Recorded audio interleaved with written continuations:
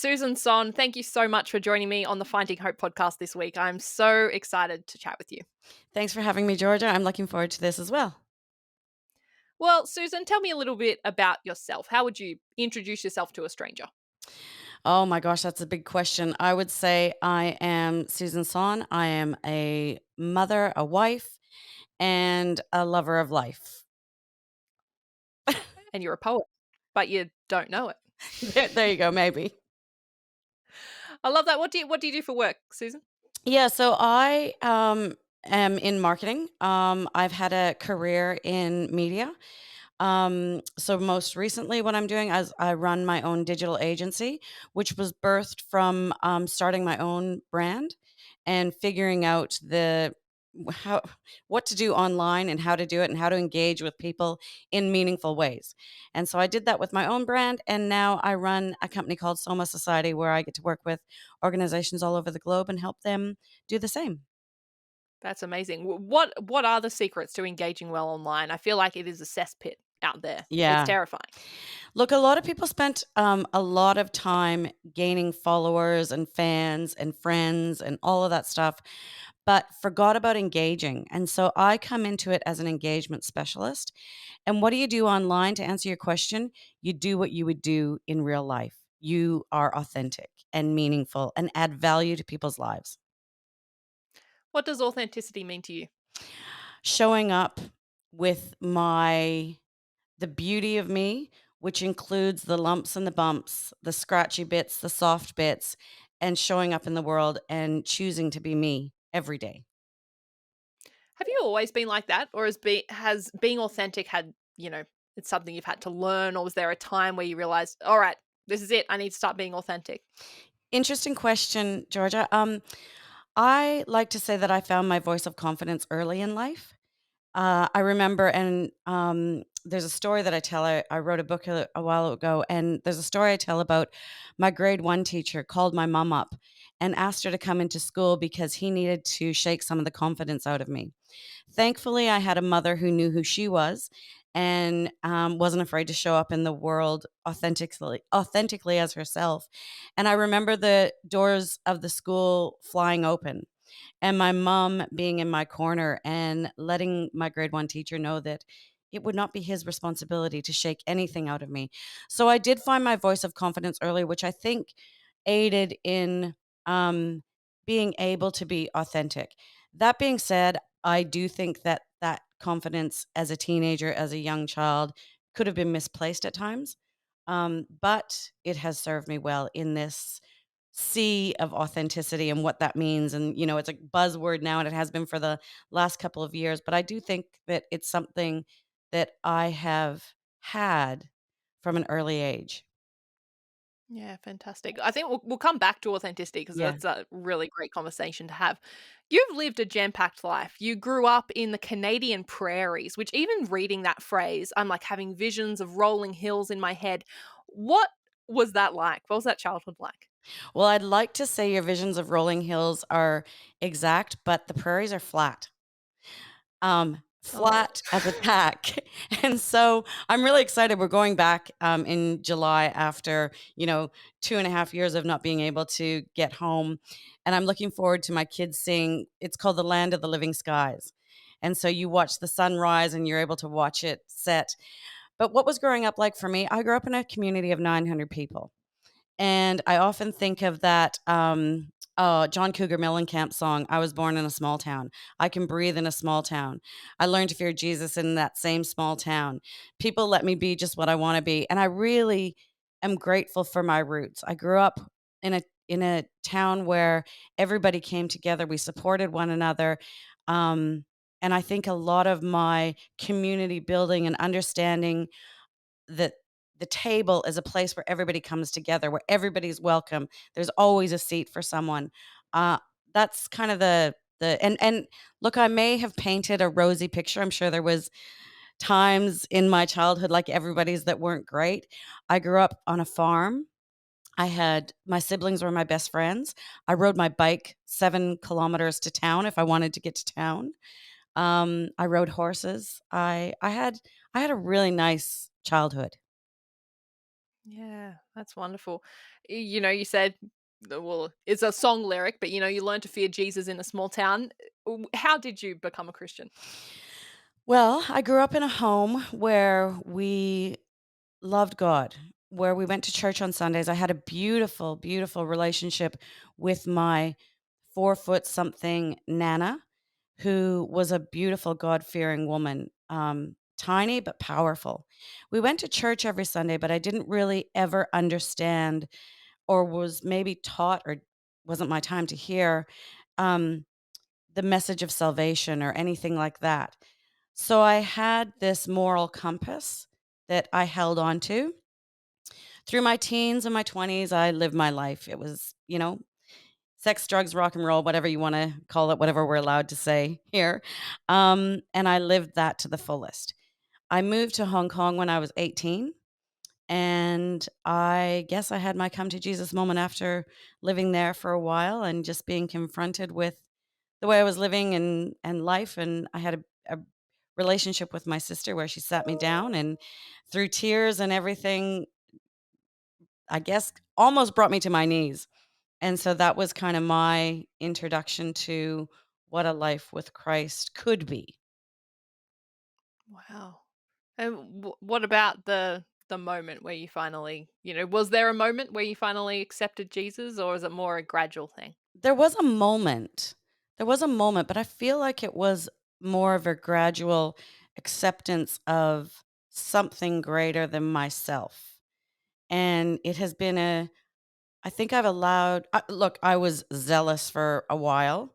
I was, again, probably some misplaced conversations and zeal on my part, carrying the burden of needing to save the world, which now in my 50s, I'm realizing that that isn't quite my responsibility or the requirement in my life.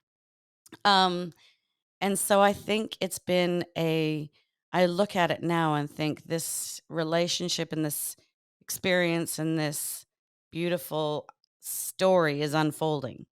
Have I arrived anywhere? No, but I'm loving the journey. Yeah, I love that. I relate to a lot of that. I feel Mhm. like the hot-headed 20s is something I'm in right now. Yeah. You feel the weight of the world on your shoulders, and it's like, why can't I just save everyone and make the whole world better? Yeah. Well, kind of doesn't work like that. No.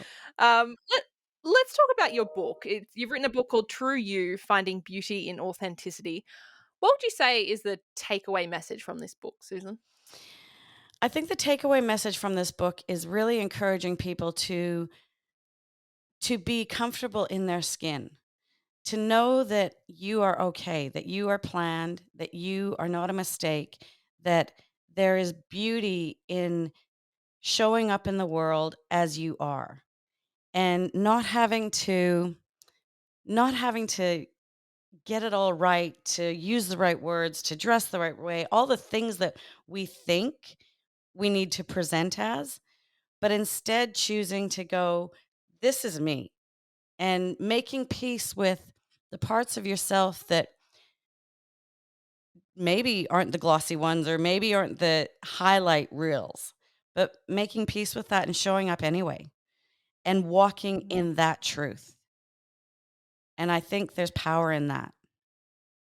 Yeah, 100%. I feel like in the age of both social media, but also just living in a more isolated world, a less village kind of oriented world, we've kind of isolated ourselves.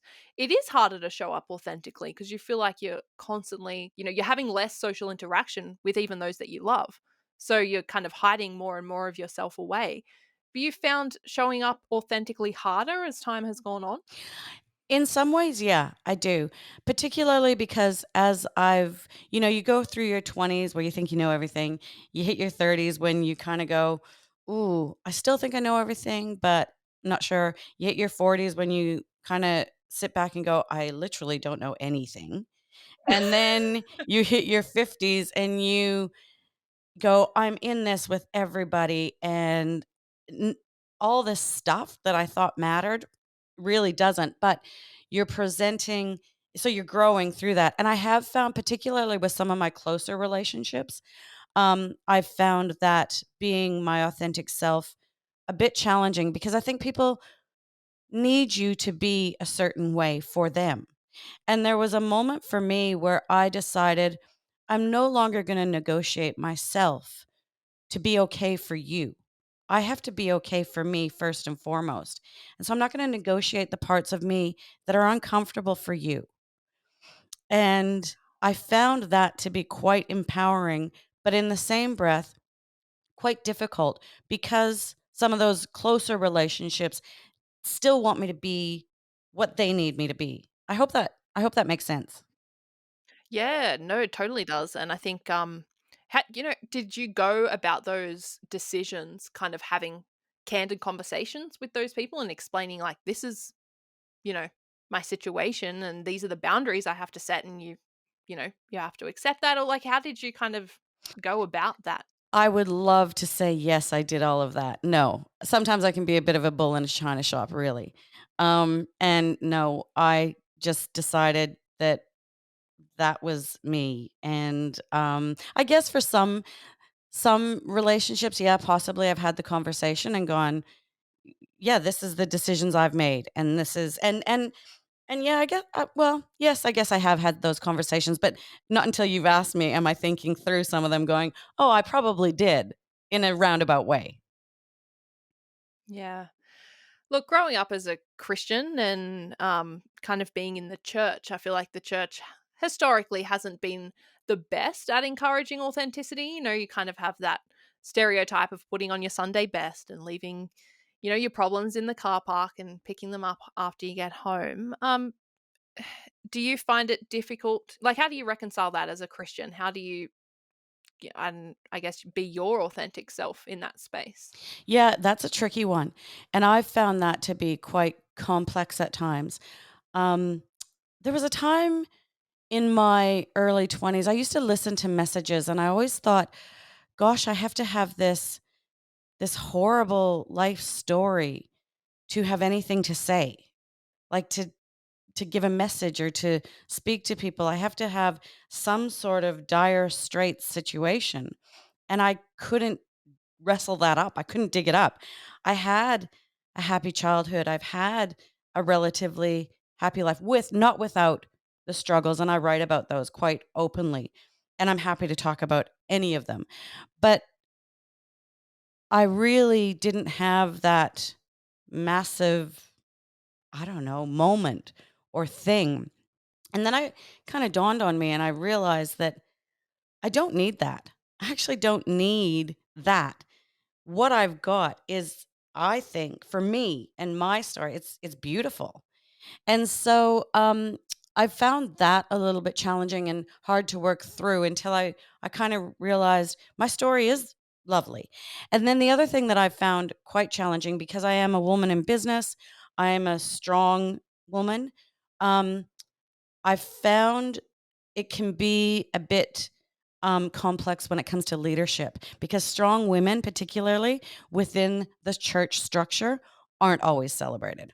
We're good when people need us and want to draw on our confidence, our ability, or anything like that. So it's almost like at times I felt like I'm a bit of a wave being pulled in and then I'm pushed out. And then I'm pulled in and I'm pushed out. And I found that to be quite frustrating and not a place that I wanna be. Yeah, that's like you've hit the nail on the head. You really have. If you could reimagine church, what would, I guess, an ideal, I don't really want to say ideal, but what would a reimagined church look like for you, Susan? I'm a big believer that there was more to the Last Supper than we possibly give credit, and I know there's a lot of credit given to that, so I'm not taking away from any of that story at all. But I do think, and I've always thought it's fascinating, that it was at a table, and it was with food, and if you look at early art, when you pull that picture out, it wasn't just the 12 sitting at the table and them in a room. There was children and people and women and, imagine people draped over cushions and, everybody sitting there. So for me, if I could reimagine it, I see a table and I see everybody at the table.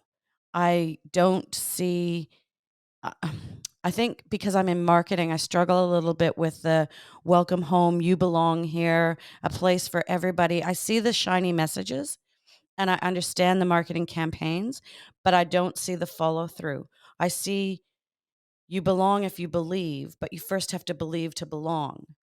And I think you belong. And so if I was to reimagine it, I would see a table, a table with a seat for everybody and enough food to go around and laughter and listening to stories. I think the opportunity to hear from older generations and from people to hear their stories and let our faith be built from that. I think it's a bit of a ground up situation. Oh my goodness. If I could just bottle everything you said and just have it on replay for the rest of my life, that'd be great. Um seriously, I think I when I was reading your bio, you were described as raw, disarming, immediately relatable, and I'm seeing that already after 15 minutes. Fantastic.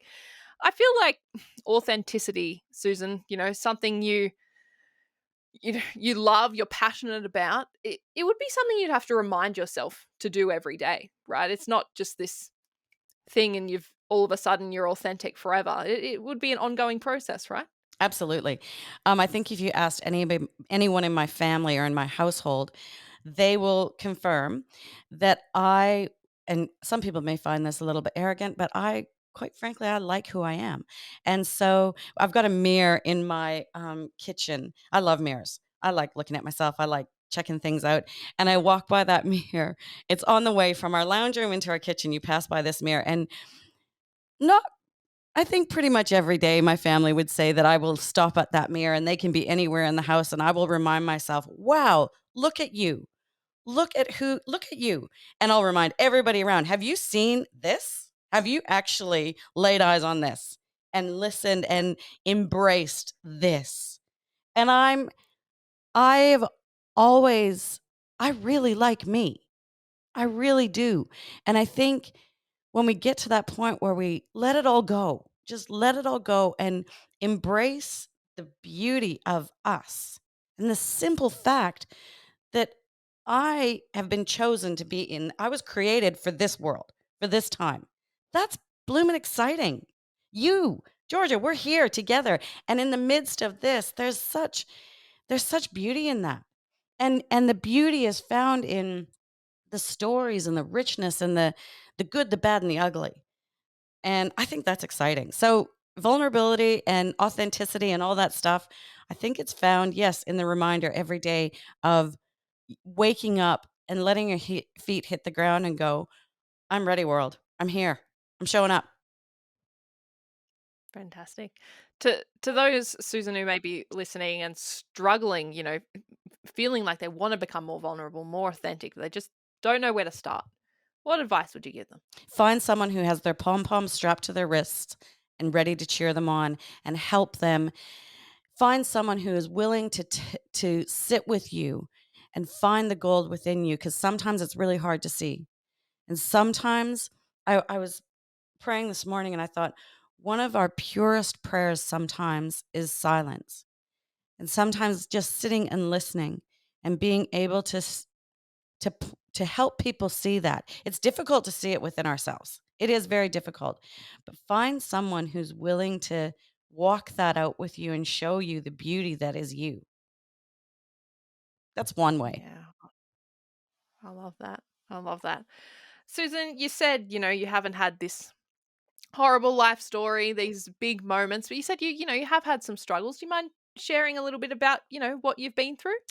Well, I've been married for 30 years, so let's start there. Mhm. um, I I I miscarried my first child.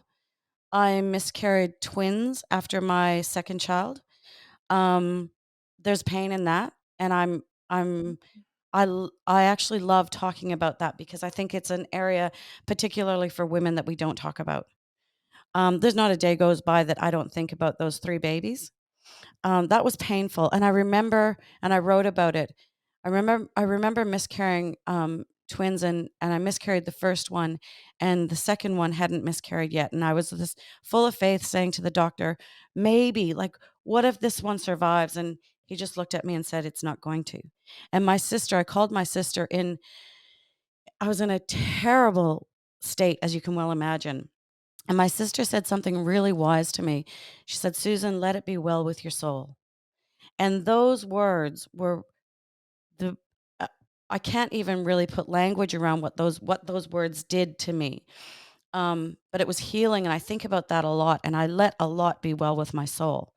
We've had marriage struggles, um, really hard stuff. You don't stay married for 30 years without walking through some pain and some stuff that you got to sort out. So we have a therapist, and we keep him on speed dial. But there's one thing that I've said recently is my husband and I have always had one foot pointed towards each other, pointed towards our family, pointed towards the good things. And so we've walked through and we've come out the other side. I know there's going to be more to face, and I'm ready for that.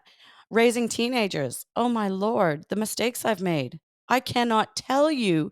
My eldest and I are going to do a few podcasts where I'm going to let her out me in the more bizarre ways I parented and the mistakes I made. But it is what it is. I did what do they say? You do what you know at the time. Yeah. Yeah, and when you know better, you do better. Yeah, Yep. exactly. So those are just a few things, yeah, that I've had to walk through and still standing. Oh, thank you so much for sharing. That's yeah, I know that my actual previous episode was about miscarriage. So obviously I haven't had children yet or anything, but the weight of that, you can just feel it through the screen. And I think it's really important to talk about because it's still just so stigmatized. People just don't know how to share or how to approach someone who's had a miscarriage. Like I think it's just so important to continue talking about it. It is, and just grief and pain and loss, we're not good at talking about those things. Through COVID, my husband and I and our kids, we've lost both our mothers. We had to watch our mothers pass on FaceTime, and we haven't had that ability to grieve as a family or to come together. And those are really painful, painful things to walk through. And I think it's important that we sit in those moments of grief and pain. And we're really good. And even in the church, we're really good at wiping things under the carpet and going, onwards and upwards. And but Jesus, God's got this. yeah, God's got this. And those are great little words, but they don't hold a lot of weight when you're in the midst of that, the depths of your pain. And I think there's beauty in sitting in that and resting in that and acknowledging all of those things and moving through it. What has pain and grief and loss taught you about God? That God's in it and God doesn't take those things away. It's not a quick prayer that can seal the deal and all of a sudden you're better. The thing that I have learned about grief and pain is that in those darkest moments, the saddest, the most hurtful, that there is a glimmer of hope somewhere. And it's hard to find at times. It's literally like a scratch through, the dark screen or whatever. And sometimes it's clawing your way to that. And if you it's one step at a time. It's one foot in front of the other. At times it's one breath next to the other. And it's hard, but I think God doesn't leave us in that place. God is there, but hard to find at times. And okay, actually okay for us to be angry. It's actually okay. So, Yeah. yeah. I feel like anger is something that a lot of women especially struggle with. You don't want to be seen as the stereotypical, you know, hysterical woman Yeah, but when some you're things tick you off. 100%. Oh, I completely Yeah. agree. I I have righteous anger all the time. Well, I say it's righteous anger. Yeah. Make myself feel better. Yeah. Could be irrational. We'll see. Oh, well. Um, Susan, how has your view of God and the church changed as you've embarked on this journey of authenticity, do you think? Oh, that's a big question. My view of God and the church, I think we need to let go of structure. a little bit. Structure is good, but power structure can be really, really dysfunctional. My view of God has changed a lot in that I'm at a place in my life where I find God in nature. I find God in the beauty of conversation. I find God in the laughter of my kids. I don't need to be in a building raising holy hands or singing songs that I don't really know what they mean. I need to be in the moment and I need to be present. And so my view has changed in that I think that for a while, I got caught up in the bells and whistles and the magic of, you know, changing the world and all of these things. And I think that we're still able to do that, but on a more micro level. I think the way we change the world is through showing up and through every conversation and through being present to one another and engaging in meaningful ways. So I think my views have changed quite a bit. Yeah, fantastic. Susan, final question. How has this journey of authenticity changed who you are? Um, how has it changed who I am? I think I've become more settled in myself. I'm more settled, especially in my 50s now. The things that used to rattle me literally don't. Like, I think I've got a button that seems to have been switched off. And you might call that 50s, you might call it menopause, you might call it anything. I don't know. But I feel like a button has switched off and I've literally turned my gaze to something which is more captivating and beautiful, and it's life. And it's me in it. And so I'm excited about every day that I get to live. Um, and I want authenticity has changed me in a way that my hope is that through me being brave enough to be authentic, I encourage, which is to give courage to others to do the same. And through a lens of seeing beauty in each one of us, however we show up, I think that lends itself to something really special. Well, Susan Son, it has been a pleasure talking to you about all things authenticity. I really appreciate this chat. I'm sure it's going to be such a blessing to so many people out there. So thank you so much for joining me on Finding Hope. Thank you for having me. I've enjoyed it.